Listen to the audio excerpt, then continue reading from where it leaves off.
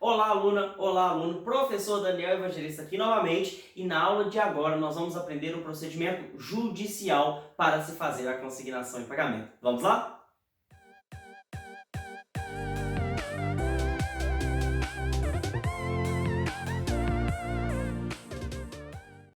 Pessoal, vamos lá. Nós já entendemos que a consignação ela tem lugar quando o devedor quer se ver livre do vínculo obrigacional. E aí ele vai lá e faz, claro, o procedimento de consignação. Lembrando que, se for dívida em dinheiro, ele pode fazer tanto extrajudicial no banco, como nós vimos na nossa última aula, ou também ele pode fazer judicial, como nós veremos agora. Mas as demais dívidas, os demais objetos, eles só podem ser consignados de forma judicial, tá bom? Começando então. Nós já falamos aqui com você que nós teremos essa distinção entre procedimento extrajudicial e judicial. Mas vamos focar aqui no nosso procedimento judicial. Lembre-se da nossa última aula, eu espero que você tenha assistido, espero que você tenha gostado, tá bom? Vamos lá então. Como que funciona esse procedimento judicial, pessoal? Primeiro, o devedor ele quer pagar. E o devedor querendo fazer o pagamento, o que ele vai fazer? Ele vai ajuizar uma ação. Onde que ele vai ajuizar essa ação? Ele vai ajuizar essa ação no foro do local onde o pagamento deveria acontecer, tá bom? E quando ele ajuizar essa ação, o magistrado ele vai receber a inicial. E quando o magistrado receber a inicial, ele vai ter três possibilidades. Quais são as três possibilidades que o magistrado terá? Primeira delas, se for coisa incerta e a escolha couber ao credor, o magistrado vai citar para que o credor escolha a coisa dentro do prazo de 5 dias. E se ele não escolher, a escolha passará a ser do próprio devedor, tá bom? Outra coisa que o magistrado pode fazer é, se já tem o depósito extrajudicial feito, ou seja, se era uma dívida em dinheiro e o devedor ele iniciou pelo procedimento extrajudicial, o magistrado ele vai simplesmente receber a inicial e vai citar o devedor, ou melhor, citar o credor, citar o réu, para que o réu ou receba aquele valor ou conteste aquela petição. O credor, o devedor nesse momento, quando ele ajuiza a ação com um depósito extrajudicial já feito, ele não precisa fazer mais nada, basta ele ajuizar a ação, o juiz recebe a inicial e vocês vão entender o que acontece já já. Mas se não tem o depósito extrajudicial, o devedor, depois do magistrado receber a inicial, terá o prazo de 5 dias para depositar aquela quantia ou aquela coisa em juízo. Se ele não deposita, o processo é extinto sem resolução do mérito.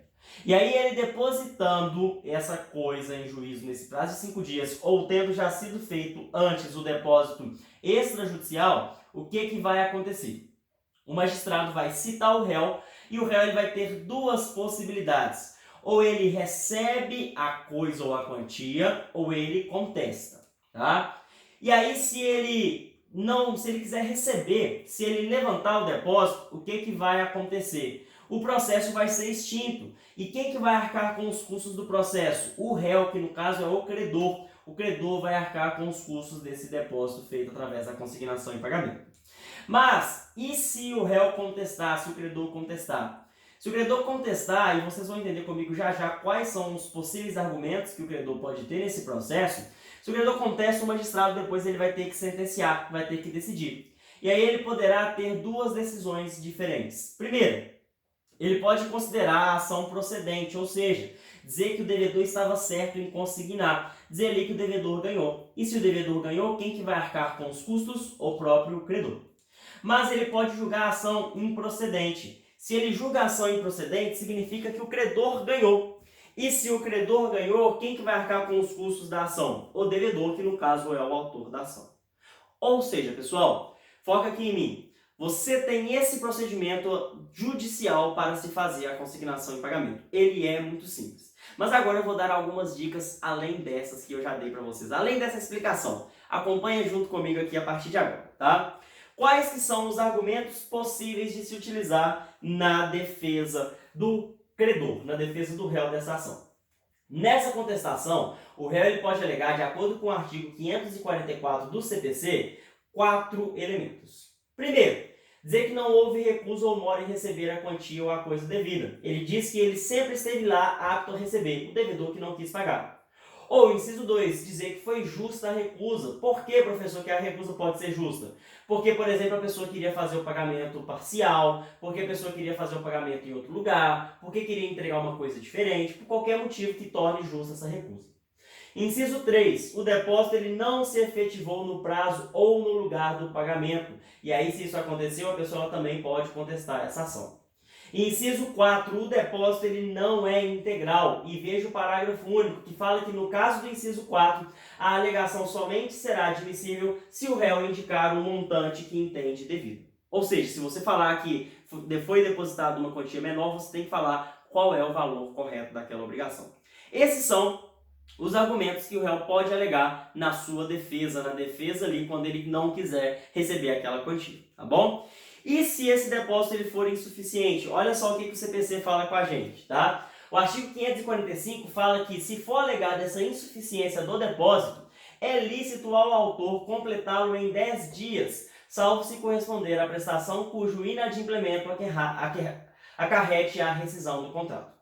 E o parágrafo 1º fala que, no caso desse caput, poderá o réu levantar desde logo a quantia ou a coisa depositada, com a consequente liberação parcial ao autor, prosseguindo o processo quanto à parcela controvertida. E o parágrafo 2º fala que a sentença que concluir pela insuficiência do depósito determinará sempre que possível o montante devido e valerá como título executivo, facultado ao credor promover-lhe o cumprimento nos mesmos autos após a liquidação, se necessária. Ou seja, se ele falar que foi depositada uma quantia menor e o juiz entender realmente que essa quantia ela é menor, o juiz vai constituir um título para que o credor execute dentro dos próprios autos. Tranquilo, pessoal? Dica do professor. E se nós tivermos uma prestação que tem ali várias prestações para se fazer o pagamento? Uma obrigação com prestações de trato sucessivo. Eu tenho um financiamento imobiliário, por exemplo, eu tenho que pagar todos os meses esse financiamento. Nesse caso, acompanha junto comigo o que o artigo 541 fala com a gente.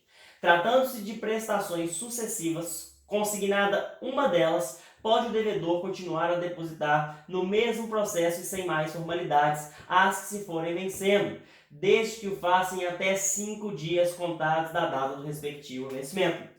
Ou seja, se acontece ali uma obrigação de trato sucessivo, o devedor pode consignar dentro do mesmo processo todas as prestações. E ele vai fazer isso valendo-se desse artigo, desde que ele o faça em até 5 dias contados do vencimento de cada uma dessas parcelas. Tranquilo, pessoal? Se vocês gostaram dessa aula, curta aqui embaixo, comente para que a gente possa cada vez mais melhorar o nosso conteúdo aqui. Eu quero saber a sua dúvida, me conte aqui embaixo nos comentários. E não deixe de se inscrever aqui no nosso canal. Um abraço e até a nossa próxima aula.